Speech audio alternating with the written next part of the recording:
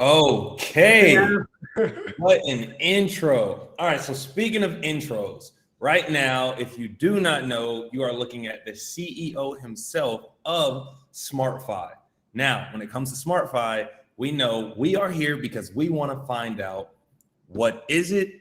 How does it help us? What's the origin story, the history? But speaking of history, Aaron, please allow us the opportunity to know the history of how you came to be the owner of this company and what all led up to this moment. Well, gosh, I think there's some B-roll of some pictures and stuff, and it kind of goes back to my days in the state legislature when I was like a baby, right? I was like 32, and it, that was kind of an interesting time for me when I became like an elected official. Kind of had the deer in the headlight look when I was learning this role of what it meant to like govern things, right? How to learn, make laws, understand what was important to people, and actually kind of reduce risk. So those were good days. Gosh, I can't believe how young I look in some of those photos. Yeah, man, we were talking about it the other day, rocking the goatee. I like it. Yeah. Now you can see I look like Gandalf the Grey, with the beard and stuff. But yeah, and so those were good times learning about that. And also we started an energy business. We'll talk a little bit more about that, later on. And then we did our sponsorship with Supercross, which is actually where I met you, which was kind of an odd, weird intersection, in everything that we're doing with SmartFi.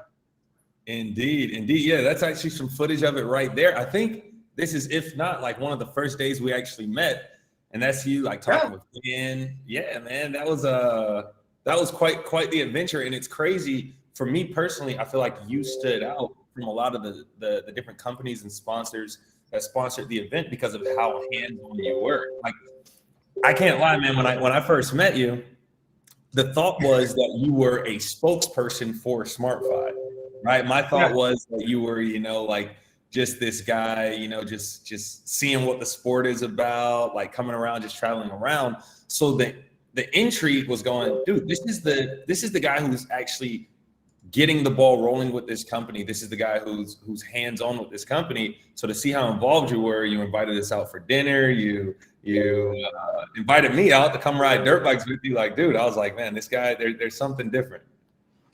Yeah, well, I guess it's kind of the same thing. I don't know how to do anything else other than talk to people and help them understand it personally, right? Because a lot of this company, what we built and what we started came from our own personal experience, right? It was like when I met you at the end of the interview, you kind of said, hey, I got a little bit of money socked away. I'm trying to figure out this whole trading thing and, figure out all the technical things about how to trade stuff.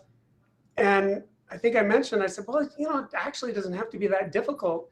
And you said you had spent 6 months trying to figure this out, right? Trying to figure out what to do with it before you felt comfortable putting your money into it. And that was kind of the experience that we had before too, with cryptocurrencies.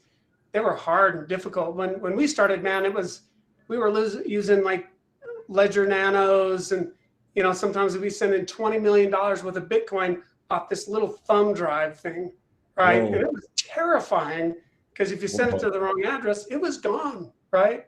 So we learned a lot about what we liked and what we didn't like about cryptocurrencies, and that we thought that it was too difficult, right? And the risk associated with it, some of these other things all built into our view that somehow somebody had to build something that was simpler, that was easier, right? And that the token, we'll talk more about the token in a little bit, that the token was kind of odd to us that, with cryptocurrencies, it was so volatile. I mean, the good part of that is that when the price would run up, you'd be the beneficiary of, all the speculation. But when the price would crater, and it was game over, right? Everybody was running for the exits, right? Because they were thinking that all their money was disappearing. So there were a lot of things that we noticed that if we were to build something, we would do it differently, and we would do it better, right? So that was kind of the impetus behind the SmartFi token, what we were doing, and build something that was simpler, easier. And so in our first conversation that we had with you at Supercross, I was like, you don't actually have to be a day trader, right? You don't have to Right. sit and day trade this stuff because most everybody has a job. They're doing something else. They're not wanting to stare at the Yeah. screen all day. And also, these markets are 24 hours a day. So who can stay up 24 hours a day to make sure that their risk is taken care of? Nobody, Yeah. right? So it was interesting. All of our experiences for the last 5 years, and I guess going on 6 years now, informed us of what to do. And then when we launched the platform and the token last year, it's been a pretty interesting experience so far. And that's what we wanted to make available to everybody today and talk about it and kind of go through this with you as somebody who's, you're new to cryptocurrencies. And but we have some things that are in common. We both like to ride dirt bikes. We like Supercross, all those kind of things. So it was fun to kind of just hit it off from day one, even though I was like, who is this dude? I don't know anything about this guy. So I think there's some B-roll about you coming up. Yeah, man. Yeah, we were saying the other day how, opportunities it came about and then I just tried to run with it. So this was the first opportunity that I think really, really stuck for me and really helped, project me into the direction where I'm at today. This was the America's Got Talent, the golden buzzer moment. Yeah. Had my whole family out there and everything. And that was a moment that actually ended up leading to, becoming a part of Supercross. It was from this moment, interacting with the crowd, interacting with the people, that transcended just this stadium or arena or wherever the place was called, and it went into households. From there, MTV ends up calling, and I'm like, what? You guys are filming in Iceland? This is like during COVID, the pandemic. And I was like, I'm not really doing anything. I was just making music. And I was like, I'm down to try out new things. And I actually ended up wrestling this guy. He was from the UK, and we got into like a little brawl to figure out who was going home and who was going to stay. And then from there, the following year, that's when Supercross ended up reaching out, and they wondered, is there any way you could bring your gifts and your talents to, the stadiums to help interact with the crowds and things like that. And sure enough, the rest was history, and that's how you and I ended up crossing paths. So we both had these completely different trajectories, right? Like completely different life stories, but when it came down to it, we were both in the same place at the same time, and we shared some of the similar values, and that's why we're here now. Like you said, like I'm a musician. I've looked into option trading, day trading. I looked into, pretty much everything that comes with it, looking into the stock markets, foreign exchange. And when it came to trying to grasp the understanding, it's exactly what you said. You start to get the understanding. And with that understanding, it's like, do I have the time to try and exercise these things? Do I want to take these risks, right? Do I want to take the money that I've been saving up and risk that my knowledge actually is at a place where I can see reward? Or do I want to, kind of play it safer? And I think that's where I believe SmartFi makes it a lot simpler, a lot easier. I guess the question now is, what is like SmartFi? What is SMTF? Yeah, and so there's a couple of things. The business that we have certainly is multifaceted. We have some decentralized components to it. We have some centralized components. Okay. We believe that it's not one bullet. There's not one silver bullet to all this, right? So, that a lot of people put all of their eggs into the decentralized basket. Right, and then there are a lot of people that, and they tended to be more techie, more, technically literate, maybe programmer types, or technical traders, those kind of things. Then there are other people who are just trying to figure this out. And they would be somebody who might actually have like a stockbroker or have somebody that manages funds from a retirement account, or even somebody who just has a 401k, right? They just want to know, what do I do? What can I simply put something into and watch it grow and not have to day trade it? So we have two different types of people that actually use SmartFi and actually buy the tokens and do the different things. And what we do is, our primary purpose as a company is we make loans, right? So if you think about SmartFi, it's like we're kind of like a crypto bank, but we're not a bank, but we think that we're better than a bank. Yeah. Right. So we provide, when you think of a bank, you kind of think of some security, right? And a payment processing and a way to engage in basically just moving money. So we're similar to that with the platform. The decentralized component doesn't come into that piece of it, right? That's different. But we're fully AML, KYC compliant with the Bank Secrecy Act. We're registered with FinCEN. We have to do all these things to handle the money side of it, for money laundering considerations, all of these security considerations. But then our decentralized component is really about the token. And what we do that's unique with the token, I think in the video that first played, you could see that we take the proceeds when somebody buys our token from us, we take the proceeds and we use that to make loans like a bank would, right? But we're not a bank. Again, we have to emphasize we're not a bank, but that's the safety part of it. There's some actual real assets, some loans that are backing the token. We don't just take the money like a lot of projects and go buy Ferraris and Lamborghinis and do a bunch of stuff and build software, and kind of build it flying, building the airplane as you're flying it. We're not doing that. We spent years building this process and engaging in it. Like it said, we had over $1 billion in loans and transactions before the portal went live, right? And so that safety aspect of it means that when you buy the token, we have this buyback guarantee, right? So the guarantee basically means whatever price you bought it for from us, we'll give it back to you. If you don't like the token for whatever reason, could be price, you don't like the color, you don't like my name, whatever, it doesn't really matter, right? Yeah. After a year, you're holding the token. If you don't like it, bring it back to us and we'll give you exactly what you bought for it, right? Okay. So it's like a floor. That's the safety. It made no sense to us for people to go out and buy something and then not know that, they were kind of throwing their money to the wind, right? And in cryptocurrencies, a lot of the times that's what it is. You're not sure. It's total speculation. There's some utility in those tokens like Ethereum and Bitcoin, and the utility in SmartFi is actually making loans, right? Not a payment system. Payment system is more like Visa, MasterCard, right? But SmartFi is more like a bank that also can do payments. So we add one more layer of protection and security assets, right? So that's kind of the difference with SMTF and why we're able to do what we do. And we spent a lot of time trying to figure that out, right? Years. Yeah. So, and maybe a little bit about our, kind of our background and our origins and our history is that we started making loans to cryptocurrency miners around the world. So back in this 2017-ish, when we started looking at Bitcoin and understanding what it was, we started getting all these calls from cryptocurrency miners, the guys that run the networks. And I previously, in another life, 20 years ago, more than 20, I had worked for a hardware and software company. Okay. And the same technology that they were using, that company that I sold as an employee of that company, was similar technology that's used to mine Bitcoin and Ethereum. So we started getting all these calls from people looking for electricity. I was like, what are you doing with all this power, right? And they started telling us, hey, we're mining cryptocurrencies.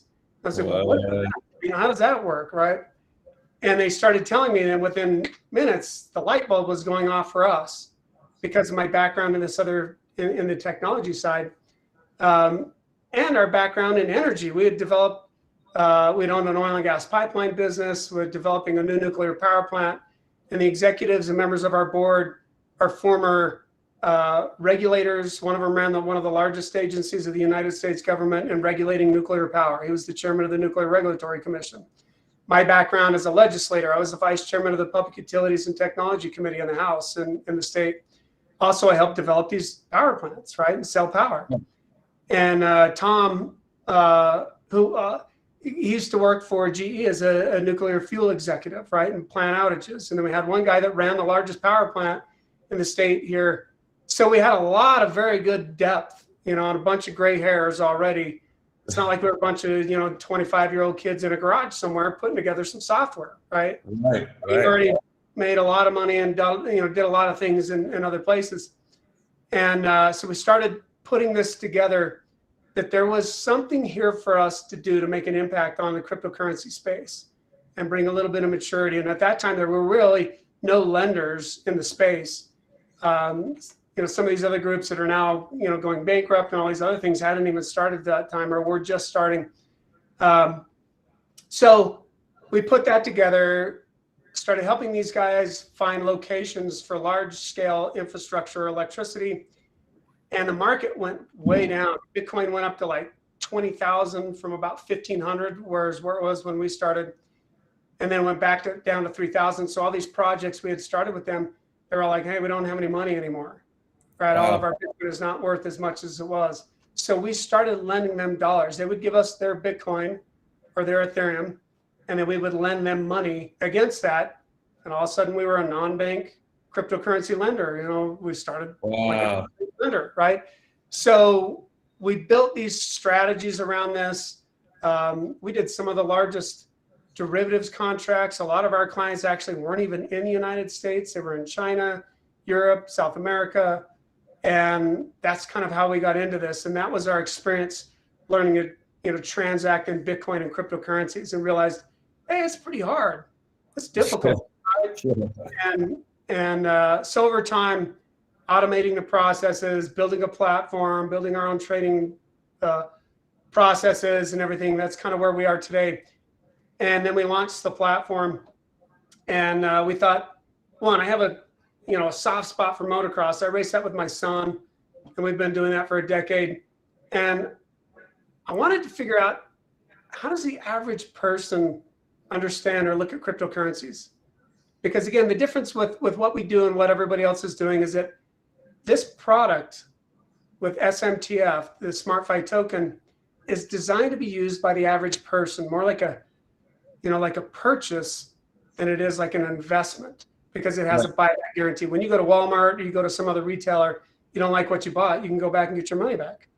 Right. And that's the same thing we wanted to do. So it would give people the confidence that have never bought a cryptocurrency before or never done anything in the space, to give them the confidence that they could do it, not have to become a day trader, and not have to have this risk, right? So that's when we started bringing it to Supercross and doing some other events, and we'll talk a little bit more about that. But that's kind of the background and the history of where we came from. What was the token idea behind it? It's really about safety, simplicity, and ease of use that really was lacking and still is in the cryptocurrency space. Nobody has a buyback guarantee that we're aware of, but it's because we hedge it. We structure it with assets, and we don't grow, this parabolic or crazy growth some of these other protocols and other DeFi projects have done, but we don't have the crazy drop either, right? It grows a little slower, but then when the market has a downturn, it's not affected like the other protocols are. Some of these guys went from zero to billions of dollars, in a year. But now where are they? Right? When the market cratered, all the leverage, all the things that happened, their price cratered, and now some of these guys are gone. So we don't do that. That's not what we're about, right? For us, it's about a little steadier growth. But the token has the ability to kind of put that kind of little bit hyper growth in there. We can talk about that a little bit more. And we have other videos that kind of tell about that. Other people can watch those. But anyways, that's kind of the history and the token and our purpose and why we exist. Well, you talked about how it's difficult to like keep track. Like when you guys first started lending, you were just like, hey, yeah, like it seems pretty easy. Then you realize it was a little bit more complicated. Does that have anything to do with like the blockchain? Like, are we starting to get into like the blockchain space at that point? Yeah, there's some of that. But again, back to the ease of use, right? When a lot of decentralized products and the blockchain products, still hard for the average person to figure out. They don't even know what blockchain is, right? They don't even know what the technical basis for all this is. Even our token, it's a BEP20 protocol token. And with this token, we decided to put it on somebody else's chain. Later in the future, we'll have our own EVM environment. I won't bore everybody with all that here. But again, the goal was to make it simpler and easier for people to use. So the token is available at Probit, some other exchanges, our exchange. But the blockchain structure of this really intersects where we lend against Bitcoin and Ethereum. But we also are doing small business loans. And that's the piece that we think is very stable, right? And is, for example, in the most recent sell-off in the market, all these DeFi protocols went from like, billions of dollars in some cases down to zero, because it's just other traders on the other side, basically managing risk in a trade that can be instantaneously executed. And if they think everything's, all hell's breaking loose and they're going to lose their money, they'll liquidate. And so the ability to go to zero is infinitely faster in these types of trades. But when you have some guy, that runs a restaurant and bought a new stove, and we funded that for him. He gets up, he goes to work every day. He's got to make that happen. He can't instantly make his restaurant disappear and make it turn to cash. Right. It's every day. He's getting up, he's working, he's doing things. It's real, domestic production, right? So we've done real estate loans. We've done small business loans for, in some cases like backhoes for a construction company or restaurants, or cars for an Uber driver, or, just the average person, right? And those small business loans, those people don't even know that crypto was used in funding their loan. Right. So when we look at fulfilling the purpose of cryptocurrencies and user adoption, what better way to do that when somebody doesn't even know that crypto is funding their loan? They're not doing anything different than they've ever done, but they're using crypto and don't know it. And that's what we see as like our purpose, right? To unleash the true potential of cryptocurrencies by making it simpler and figuring out these safer ways to do things. And, the whole point of Bitcoin in the first place, back in 2009, was to replace banks. Well, what happened is really cryptocurrency exchanges just took the place of banks, right? But they also made it a little more dangerous in that when you borrowed against your cryptocurrency for certain things, it could be wiped out in a second, in a margin call, right? Wow. And in our situation, we don't, we have a real lending platform that funds other loans that can't be wiped out. People are still going to go to work. They're still going to go to their restaurant. They're going to drive their Uber. That real work behind what we're doing is what helps make what we do safer and simpler. But we use cryptocurrencies to do it. Wow. Well, I don't know if we can see into the chat, but I'm interested to know if any people have any questions currently about any of the things we went over so far. Is there any way we can get our hands on any questions? Yeah, maybe while we're waiting for some of those questions, some people want to know about, circulating supply and these kind of things. Of course. And they can see that on SmartFi.com under the tokens section. They'll see what the supply is, our current, all of the fundamental metrics of what we measure, our lending portfolio a little bit, the token supply, all that stuff. So. All right. Well, it does seem like we have a question here as well. So whenever you feel ready, we can start hitting those as well. Yeah, and it says the question is, as a decentralized lending protocol, how do you deal with algorithmic credit risk, protocol with legacy classical services? Seems like there's a couple of them. Where are my deposits, funds stored, and how can I withdraw my funds? A couple of them. So let me break this down a little bit, because it seems like it's a little bit of a compound question. So a decentralized lending protocol, they want to know about algorithmic risk. And in our process, the way we work that, the decentralized part is actually the token, right? When a variety of people from around the world buy the token, that's decentralized. The dollars, and if you bought it with Bitcoin or Ethereum, it's actually converted to a dollar denominated basis, right? Because then that's inherent safety.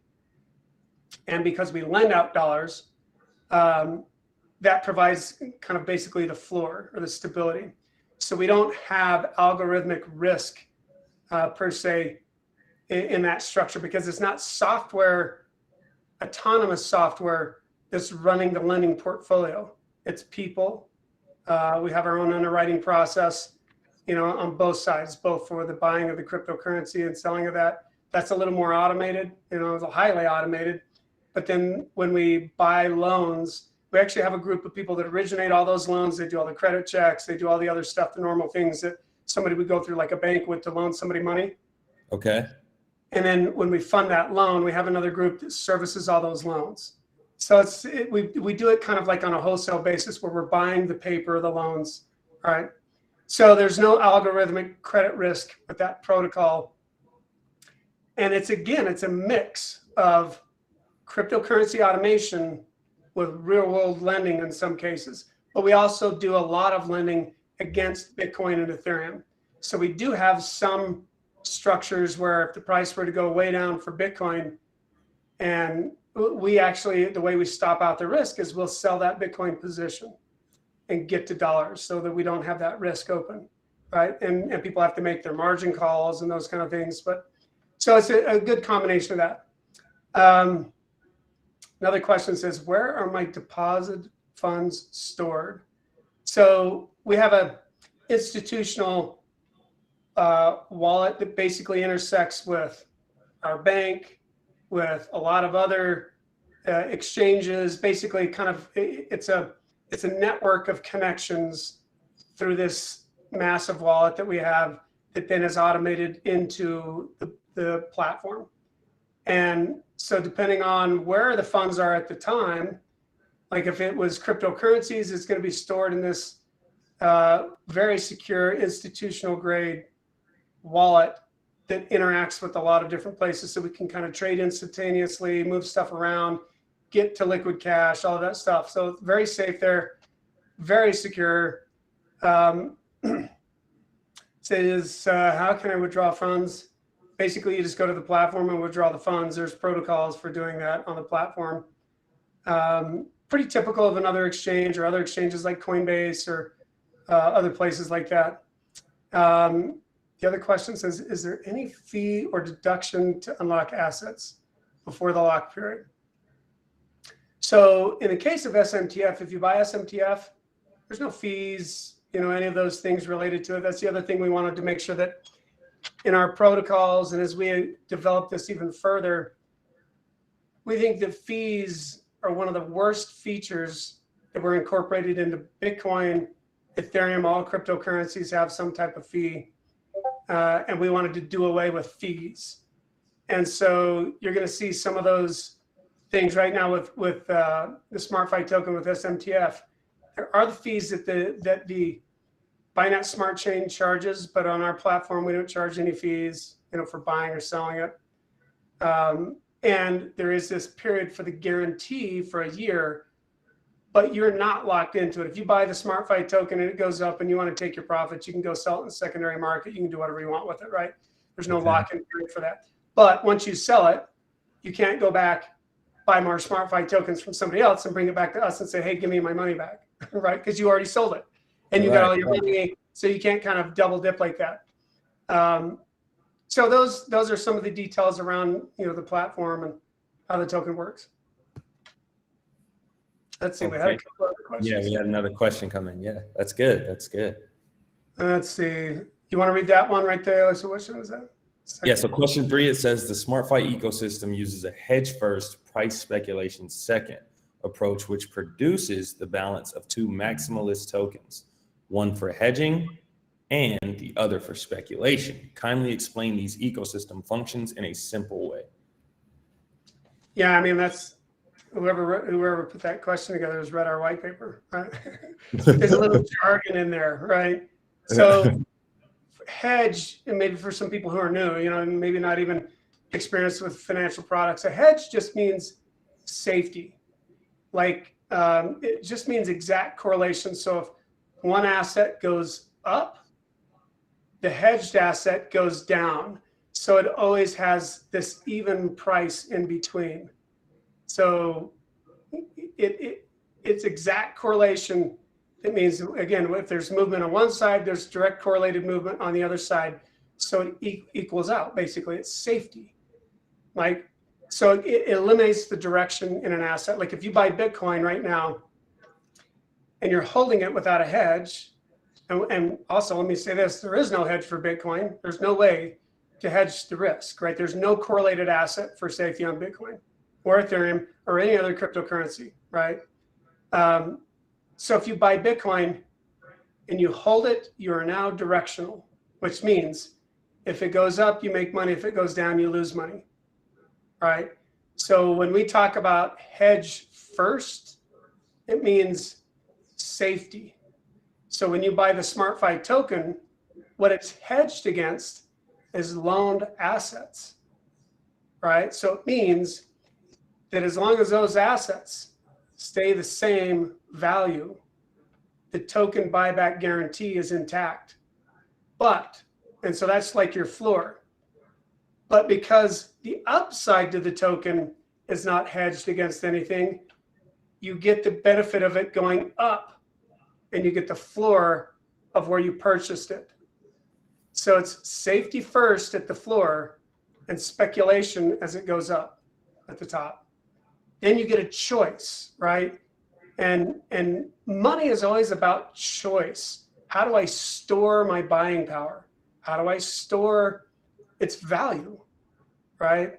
And who can I give it to? How can it be transferred? So these choices have to be intact for it to be useful, right? So we want everybody to have a choice, that they have pick safety first, then speculation second, when it suits their time. So they could be asleep, they could do whatever. It doesn't really matter what happens. They have safety first, and then when they wake up and the market has some advantage for them to sell the speculative value, then they can do that on their time, their convenience, right? That's really what we're about. And that's the way that we think a real cryptocurrency should work if it's to provide value in the real world. So hopefully that's helpful. So this and it kind of builds, I guess, the second part of this question about a maximalist token. If that's really what that means, it says, can people use a token that everybody would want? That's really all that means, right? And if it's safety first, speculation second, it has more convenience and more safety. So we have a stable coin that we'll be introducing as well. It's mineable. I won't go into all the details about that. Maybe there's some miners on here, but that specific part of the stable coin is very important, because you can have the value, but if you can't transact it with anybody else, it's as if it doesn't exist, right? So later, in about 6 weeks, you're going to see SmartFi will have a payment app like Venmo or Cash App that'll be coming out. And you'll be able to kind of basically, it'll be a replacement for like a Visa or MasterCard. Any business can jump on board. People will download the app, and then people can pay each other in the app. They can connect their bank account to it. So those dollars that somebody has in their bank account will now be a cryptocurrency representation of a dollar denominated, secured with a bank. We just signed a deal, and that'll be announced here shortly, but we signed a deal with a bank that is giving FDIC insurance on all dollar deposits to SmartFi's platform. Yep, exactly. All this, again, better than a bank. We get like bank-like features, but then we have the ability to kind of use the upside potential, right? I think that's what everybody wants. I know it's what I want. So let's see. Hopefully that answered that question. Yeah, I feel like that was very informative. Do you have any information on Smart Rewards? Yeah, so Smart Rewards, in fact, that's kind of what this little thing is. I always get a little nervous because I think people think I'm being arrogant, with the crypto genius. That's actually the label for one of the statuses on our rewards program. Some of that is being programmed. We have some of that available. It's somewhat complicated, but in the simpler format for everybody, when they hold SMTF, when they're holding the token, they will be able to earn more on their cryptocurrency products, depending on what they're using. Outside of the US, we do what's called smart interest, and you could deposit a cryptocurrency or other kind of currencies and make an interest rate on it. And if you have a balance of SMTF, you'll get an increase in the interest rate. So utility that way in the token as well. If you have a loan with us and you hold a certain balance of SMTF, your interest rate will go down that you're charged. So it makes it more economic for you if you hold SMTF, our token that's used on the platform. There'll be benefits to it, right? And that's really what it is. It's just a rewards program that rewards people for funding loans, right? Funding small business loans. And the way they do it is they just buy the token and then we take care of the rest. We help fund the loans and make that possible. So let's see, there was another one. Question number 2. Can you see that one? Yes, it says, lately the crypto market has been unstable and investors stop a bit. However, DeFi projects need liquidity and money. Not everything can support it with tokens like SmartFi. Can you guarantee your liquidity without increasing percentages and fees that are costly for your investors? Yeah, and let me make one correction here that we don't really, quote unquote, have investors, right? Because when you buy the token, it's a purchase. And the token does not give a return per se, right? There's no interest rate you earn for buying the token. What you would do is the upside when the market runs up for SMTF, as people are buying it, it'll push up the price. Those kind of things will happen. Sometimes the price goes down, sometimes it goes up. But it is whenever it's higher than what you bought it for, that's when you decide to take the returns. We don't provide returns. That would be a security, which we obviously don't sell securities. It's not a security. We spent a lot of time making sure that was the case. So when it talks about needing liquidity for DeFi projects, really it just all goes into our loan portfolio. And that's what guarantees or backs the floor, or the buyback guarantee of your original purchase price. And so we don't necessarily have increasing fees. In fact, in the near future, what will happen is everybody that owns SMTF will begin to start to vote to set the interest rates on the loans that we make.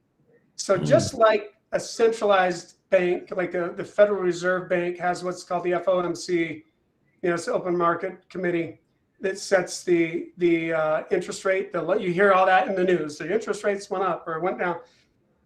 That's from the central bank. Our holders will be able to do that as well, because we can kind of compete with bank rates, because when the dollars come in, there's no capital repayment or no debt service. It's what they call zero basis. So we can be competitive with bank interest rates, right? So again, better than a bank. So there are a lot of things in there that will help us to stay competitive in the long term, even in an era of interest rate increases. We could decouple that from the Federal Reserve, because our token holders will vote on the interest rates. And SmartFi owns the most of the tokens at this point, right? So that's where we're setting the interest rates centrally. But over time, as those tokens are bought down, the community will be setting those rates. It'll really be decentralized that way. Wow. Now, let's say someone, this is a personal question. Let's say someone owns majority share of, like the SmartFi tokens. Do they have more of a say in like the percentage that? Yeah, because they would vote, right? Yeah. It's very democratized like that, right? So if you own more of the SMTF, you would have more influence over the token and what, the rates and how we run the platform and those kind of things. Think of SmartFi as kind of like, we're here to manage the functions, the software, the quality assurance, all of those things. And eventually the community is there to manage the equality in access and the actual value of the token itself, right? They get, it's like they become the beneficiaries of what would normally accrue to a bank, right? So a bank has stock, or has some shareholders or something like that. If they're publicly traded, when the money comes into the bank from deposits from customers, those shareholders don't own that money, right? Those are depositors or liabilities back to the depositor. But what the bank does is it has shareholders that have the right to the cash flow of that bank, right? We don't do either of those two, right? In terms of like, we don't have a stock for people to buy or any of those things. It's a token, right? So if you want to participate, you buy a token, but we don't give you back any interest rate, cash flow, or any of those things. It's from the secondary market, which is different than a bank, because a bank cannot tap into what's called the network effect, right? Bitcoin, Ethereum, and all these decentralized projects, cryptocurrency projects, benefit from the network effect of getting big and more participants, right? User adoption. Okay. That's the difference, right? So it's like the internet, right? The internet, everybody thought, hey, all you got to do in the beginning of the internet, I can remember the beginning of the internet. I'm that old, I guess. But everybody thought you just put up a website and you're going to make $1 bazillion. Well, that turned out not to be true, right? What turned out to be true is that anyone had access to the information on the internet, right? As long as somebody was publishing it. So everybody generally became the beneficiaries of the information, right? So now think of this as if you had issued a currency, and instead of information, you were publishing value. And then everybody used that value. So everybody that held that value would benefit from the network effect of its use, its velocity, how often it was used, right? And that's the big difference. So it's like a bank, but better than a bank. The users benefit from what normally would accrue to a bank, but they can do it in a decentralized way. Right. And you say everything getting bigger. When it comes to SmartFi, what is the max supply that SmartFi is working with? Yeah, so the SMTF tokens, the max supply is 1 billion, right? Okay. And the reason you want to have a cap on your supply is it has a deflationary effect, right? And so the smart cycle has an algorithm built into it that the more we sell, the less we issue, right? And because we don't provide any expectation of profits from the management's efforts and all these other things, and that eventually the community becomes the controlling interest in those tokens when they're issued, how those things are working. It's not a security, but over time it gets constrained. So the price has been as high as a little over $4. I think it's right around $1 right now, but it runs up and runs down depending on what's happening with the market. But it always has this safety. So we think it'll trade a little differently for people. It'll be more like stair steps, right? It goes up. It will come down, as everything does. Everything that has value goes up in value and comes down in value. But it has the ability to provide security first, or safety first. Again, I know we keep coming back to that, but that's such an important piece and a feature of what we do. Okay. And talking of important piece to what you do, who are some of the important pieces? Is there, like, what's the team behind SmartFi? So as I kind of mentioned before, we're made up, Tom, who is my partner, best partner. We've been in this business for, I guess, going on 16 years now. And amazing guy. He and I have started this at a dinner table when he came out for a skiing trip to Utah, and we started the energy business there, and then it evolved from there. But he was an executive for GE Nuclear, and so super smart guy, smarter than me. Most of the people in this company are way smarter than me. I try to hire up, like kind of that, when you marry somebody, you want to marry somebody who's better looking, smarter. Same kind of concept. But we have some key people from former investment bankers, Goldman Sachs kind of people, traders that have been doing this for decades, and we've taken a lot of their expertise, and cryptocurrency developers. One of the good team we have from Komodo, we had a lot of those guys who have built a successful community, very good software developers. They're building a lot of what we do. So all of those people combined over the last 5 years have helped to build this project and improve on it and make things better. But great team of people. And you can read about some of their bios and their backgrounds on SmartFi.com. Okay. And talking about reading and stories, I don't think we mentioned our man Eli and actually what kind of really pulled us in together. If you would like to take that away. Yeah, I mean, we have this thing that we've kind of come up with over the last few months. We had some amazing experiences at Supercross where we met some people. Eli, who's partially blind, only has about 5% of his sight, but he rides a motorcycle, right?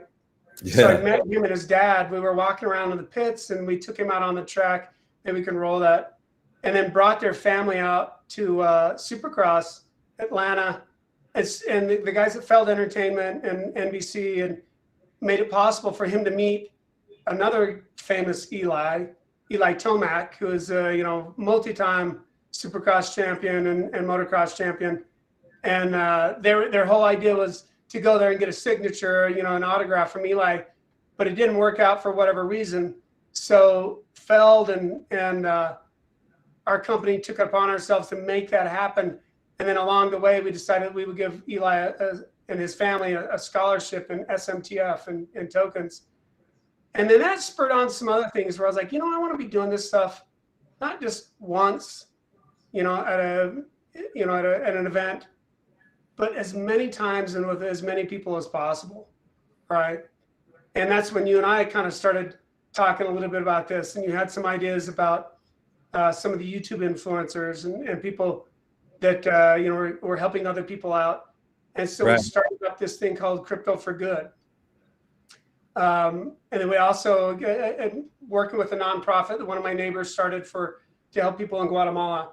There's a little school in Guatemala that had no electricity, no water in parts of their building and in their classrooms. It was eye-opening experience for me. I've never been somewhere where they still have dirt floors. Yeah. And the classrooms were, cinder block with these thatched hut roofs. And so we went down there, we had a great time, and put electricity and water in these buildings. And those are some of the things that we want to do and have the community of SmartFi engaged in. So I know what you're doing, and maybe you can talk a little bit more about what you're doing with your TikTok and YouTube channels and stuff. Yeah, man, I'm trying to be an extension of the hand of SmartFi. So I'm trying to find ways. I'm currently in Panama.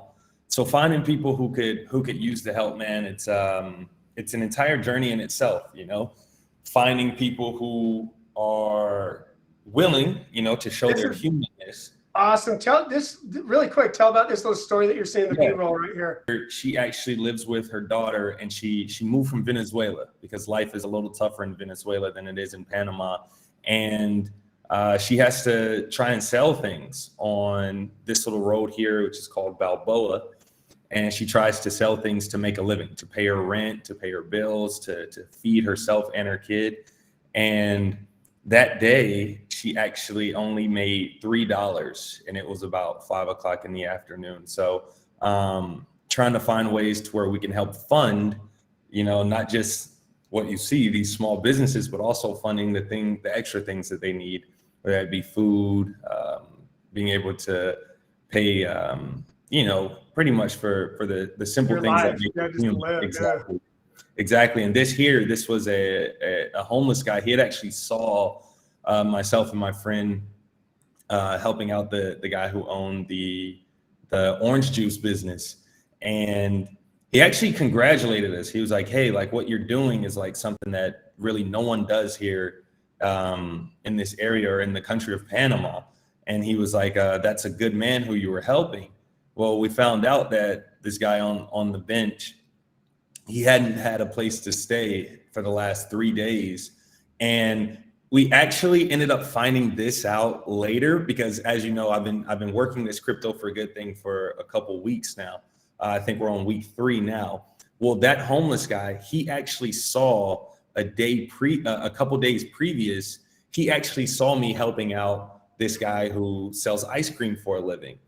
And that homeless man, he said all he needed was an opportunity, and he started praying every day, and he was like, God, please, if you could just give me that type of opportunity where I can just, get on my feet.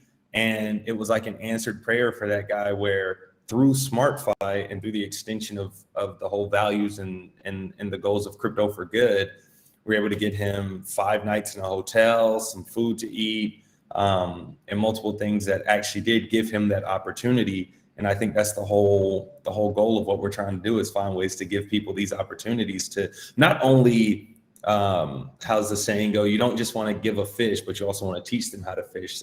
It's more valuable in that way. So not only finding ways to help for the day, but finding ways where that can then funnel over into an opportunity where they could turn it into a better opportunity.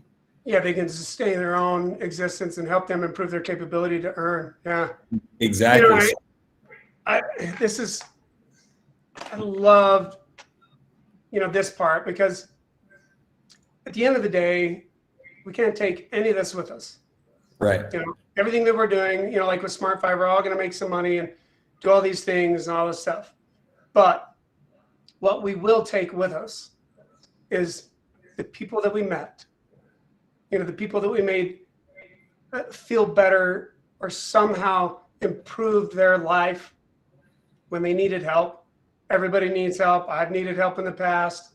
Everybody needs help, and everybody needs an opportunity, right? And so I wanted to make sure that SmartFi as a company was always engaged in not only, one, helping people to become prosperous, but helping them to become generous as well, right? Right. And leading out by example and doing those things, which was a little bit hard for me. We've done some things, obviously, as a family in the past where we've done that, but we've never talked about it, right? Right. So we just, you kind of, the whole, not let the right hand know what the left hand is doing. The left is doing. Exactly. But I realized that in order to inspire other people and to figure out a way to make this concept sustainable for other people, you have to advertise it. You have to talk about it. You have to promote it. You have to do all these other things. And, when we kind of got together and I realized that there was somebody, in you that I could trust that with, right? And that you have the same values and the same ideas about doing good. And then there was another clip that was just shown here, and it was the Thanksgiving Heroes. This was another guy that I met for the first time at dinner, and he told his story about when he was a little kid, that they were living in their car, his mom and him, and I can't remember who else, the family, they were living in their car, and somebody gave him a Thanksgiving dinner. Wow. And when he was a little kid, he made the commitment then. He said, one day, kind of getting choked up talking about it, but he said, one day, I'm going to do that for other people. And that was this guy's Thanksgiving Hero program. So when I heard about that, it's like, man, how can I not get involved with this guy and help him out? And he's doing a great job, and he's growing that experience. And come November, we're going to go back out and help distribute food to families who, don't have what they need for Thanksgiving one day. And sometimes you kind of think, well, that's just one day, but I guess, you got to do what you can, and we can't do everything, but we can do something. Yeah. And, also the Guatemala trip that we went on, plan to do that again in February. So not only doing some of these kind of programmatic things, but having you do just everyday random acts of kindness and finding people that can make a difference in their life. I want the SmartFi community, people that buy the tokens, to be able to give that input to you, and then you take that and go make that work, right? And go make that happen. And then also just inspire other people. If they're standing in line at a grocery store or whatever, and they see somebody that maybe they look like they could use some help, just pay it forward, buy their stuff.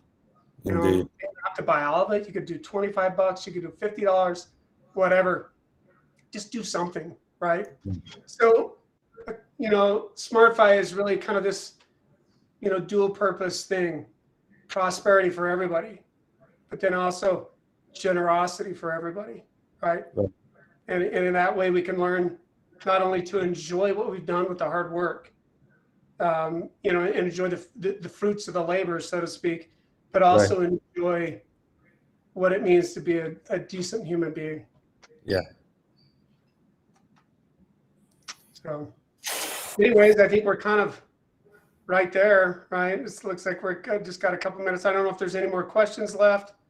Looking at the Yeah, we have about 2 minutes left. I got a little intense, man. I had to try and conjure up some strength not to start breaking down. It's okay, man. You get a little teary-eyed. So you got glasses to hide that. I don't, But look, with there being less than 2 minutes left, I guess my question for you would be, for those watching, right? You're also in a position of inspiration yourself, right? Like you've put in a lot of work, you've tried out different things, and you're on this journey where you are the forerunner for this company, for its values, for the things that it stands for. What would you want to let know to the person who may be looking up at you in your position? What would you want them to know moving forward with their endeavors in life? Well, two things. One, I'm super grateful, right, that I've been, whatever way I came into this process of position, a lot of hard work, effort, sacrifice, risk, all of these different things. And I'm grateful to be here. But I think, again, I would just say, go sign up on SmartFi, buy the tokens. You're going to help fund small businesses. And then with the prosperity that you have, and as we move along in this journey for years and years and years, start doing things in your own neighborhood, do things, in your own sphere of influence. And if we could just inspire some people to do that and help them become more prosperous along the way, and just if it was help their kids with education, college money, money for a house, vacations, whatever, to improve your life, come on the journey with us. It's so fun. It's so awesome. We're going to do some cool things, and we want everybody to have their own input and feedback. And eventually the people of this community will be controlling this endeavor, right? And this token and all these things that'll be turned over back to them through what's called a DAO. And that's probably another discussion for another time, but a decentralized autonomous organization. So loving the experience so far in the journey, and come on with us. Come sign up at SmartFi. Dude, I can't say thanks enough for all the information, for being able to hold our hands for those of us who are still kind of trying to get into the crypto space, helping hold our hands through the process, make it simpler. If anybody has any more questions, of course, head over to smartfi.com, find out information on there, go over to their socials. And yeah, like you said, be a part of the journey. It's still in its stages of growth, where you can say right now that you were a part of it from the very beginning. So watch for more videos from Joseph. We got some cool stuff coming out on TikTok. And those are I've seen some of the content. It's cool. If you're having a bad day, you just watch that stuff and realize life is good. Indeed. Well, I think we are now done on the time. I guess we'll look in the chat, in the private chat. Costas, let us know if there's anything else anything we missed, anything we have to address. I think we're good. We'll see you guys next time. We're going to do more of these coming up. I think we're doing this bi-weekly. So look for the next one. All righty. Thanks, everybody.